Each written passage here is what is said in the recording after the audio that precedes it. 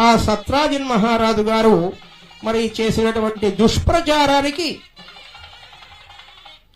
పరిహారంగా ఆయన యొక్క కుమార్తెను జాంబవతిని కృష్ణస్వామి వారికి ఇచ్చి వివాహం చేశాడు.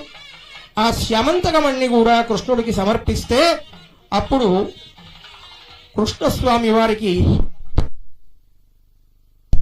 శుభం కలిగింది. శ్రీ మహాగణాధిపతయే నమః.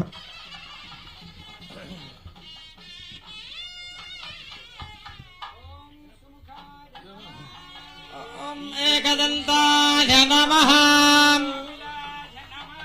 ఓం గజకర్ణికాయ నమః. ఓం వికటాయ నమః.